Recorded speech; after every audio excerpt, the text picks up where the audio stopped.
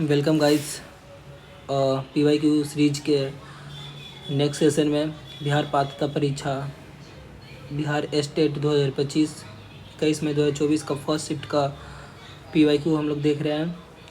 अगर आप इस चैनल पर नए हैं, पहली बार विजिट कर रहे हैं और ये चैनल ये कंटेंट आप लोग को अच्छा लग रहा है तो आप चैनल को लाइक से सब्सक्राइब जरूर कीजिएगा और अपने दोस्तों के साथ ज़रूर शेयर कीजिएगा। तो चलिए शुरू करते हैं हम लोग पहले क्वेश्चन से। स्मृति स्तर पर शिक्षण का विधि है कौन सा? विषय केंद्रित है, शिक्षण केंद्रित है, शिक्षार्थी केंद्रित है, समस्या समाधान केंद्रित है, कौन सा है? तो विषय केंद्रित है। बच्चों को विशेष तथ्य एवं उदाहरण देने से पहले उन्हें प्रस्तुत किया जाना चाहिए क्या? अमूर्त से नियम और सिद्धांत, सामान्य नियम और सिद्धांत, जटिल नियम और सिद्धांत, कठिन नियम और सिद्धांत। कौन सा? अमूर्त नियम और सिद्धांत। सामान्य नियम और सिद्धांत कौन सा होगा? सेकंड का option number B. Question number 3 बताइए। अनुभव जन्य ज्ञान वह है जिसे विद्यार्थी प्राप्त करता है। जिसे विद्यार्थी प्राप्त करता है कौन? उसका अपना अवलोकन।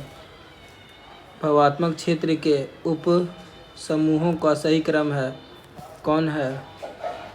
भाग लेना, प्रतिक्रिया देना, मूल्य निर्धारण करना, संगठित करना, चित्रण करना, कौन होगा?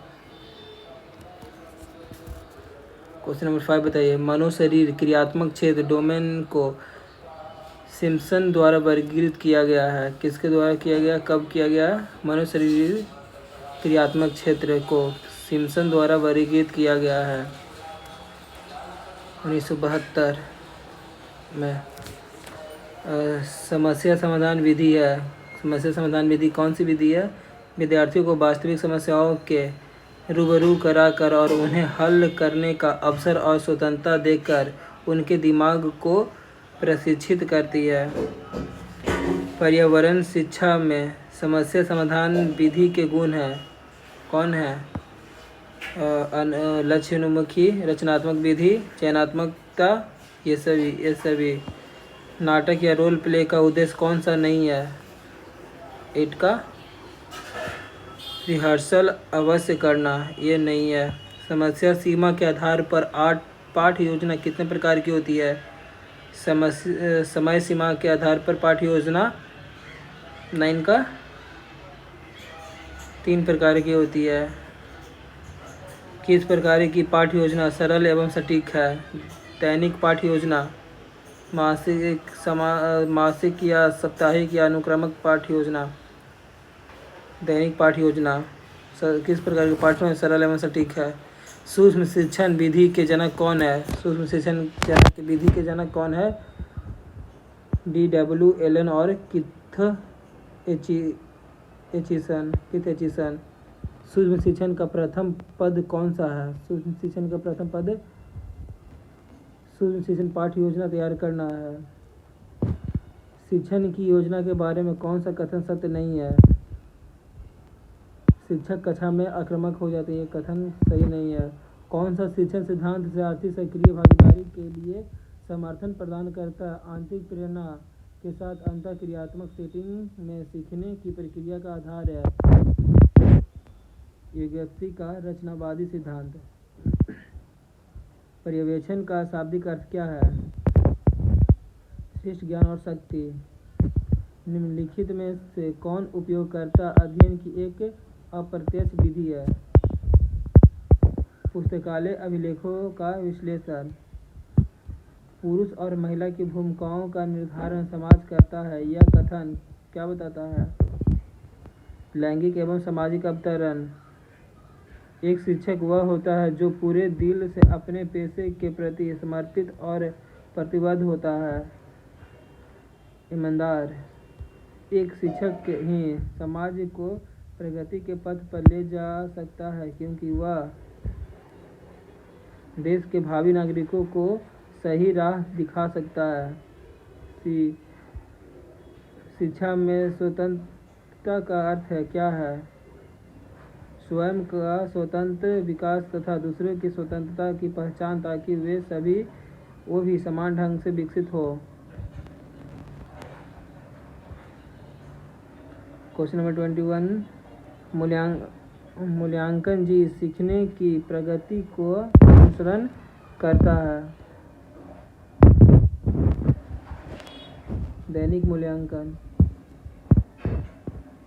संख्यात्मक मानों की व्याख्या को कहा जाता है, क्या कहा जाता है? मापन कहा जाता है। कौन सा आकलन तकनीक छात्रों की उपलब्धि को उनकी अपनी प्रगति और विकास के सापेक्ष मापने पर केंद्रित है? मानदंड संदर्भित आकलन। एक शिक्षार्थी का विकास किससे जुड़ा हुआ है? संज्ञानात्मक विकास पे। कक्षा में बच्चा क्या पढ़ता है, इसका निर्णय किसके द्वारा किया जाता है? शिक्षक के द्वारा। 25 का सी।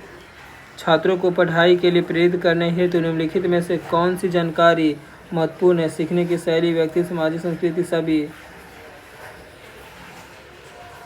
कौन सा विषय अपने पर्यावरण को बदलने में मनुष्य की भूमिका को समझने का प्रयास करता है?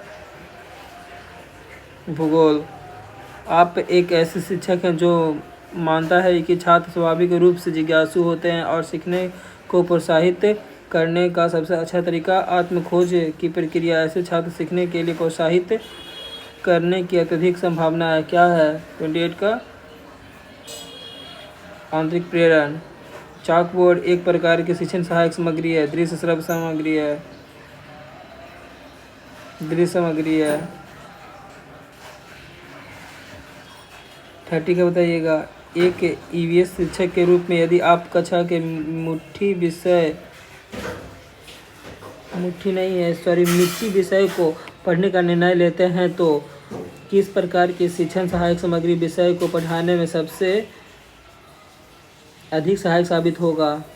विभिन्न मिट्टियों के नमूने दिखा करके। 30 का ए। भारतीय स्वतंत्रता प्राप्ति के समय भारतीय राष्ट्रीय कांग्रेस के अध्यक्ष कौन थे? भारतीय राष्ट्रीय कांग्रेस के अध्यक्ष थे जेपी कृपलानी। भारत का सबसे छोटा वन राज्य कौन सा है? सबसे छोटा वन राज्य कौन है? 32 का बी। पंजाब में सबसे छोटा वन राज्य है। समाजवाद का लक्ष्य निम्न पर आधारित समाज की स्थापना करना था, क्या करना था? 33 का उत्पाद का संसाधनों पर राज्य का स्वामित्व करना था। नमक सत्याग्रह के दौरान बिहार के नमक बनाने के अलावे लोगों ने किस कर का विरोध करके सरकार के विरोध करने की कल्पना की? चौकीदारी कर को। पर्यटन को बढ़ावा देने के लिए किस देश ने UNWTO के साथ साझेदारी समझौता पर हस्ताक्षर किया? 35 का डी पे। भारत ने वह स्थान जहां हमें भोजन और खेल के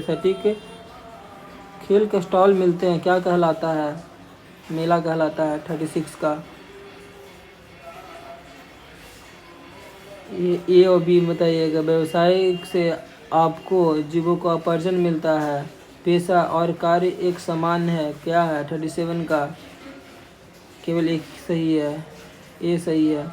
निम्नलिखित में से कौन सा कथन गलत है? कैल्शियम विटामिन B1 की कमी के कारण होता है, ये गलत है, बाकी सब सही है। भूमि के एक टुकड़े पर पूर्व नियोजित क्रम विभिन्न फसलें उगाना कहलाता है, क्या कहलाता है? फसल चक्र या बदलकर फसल उगाना कहलाता है। भारत को कितने पिन कोड में बांटा गया? 8 में बांटा गया है। आयताकार क्षेत्र का परिणाम गणना के लिए लंबाई तथा चौड़ाई को जोड़ते हैं, 2 बार जोड़ते हैं। एक घन और घनाभ को 2 आसन किनारों के बीच का कोण, घन घनाभ के आसन किनारों का कोण क्या होता है? 42 का 90 डिग्री का ही होता है। ये मैथ का फिर क्वेश्चन आ गया और हम लोग फिर से डिस्कस करेंगे। नेक्स्ट सेशन हम लोग देखने वाले हैं 22 मई 2024 का फर्स्ट शिफ्ट का क्वेश्चन। तो बने रहे हमारे अपने official YouTube channel SRV classes पे। चैनल को लाइक शेयर सब्सक्राइब जरूर कीजिएगा, दोस्तों के साथ शेयर कीजिए, व्हाट्सएप ग्रुप में शेयर कीजिए, ज़्यादा से ज़्यादा लोगों को जोड़िए इस ग्रुप में। थैंक यू, धन्यवाद, जय हिंद।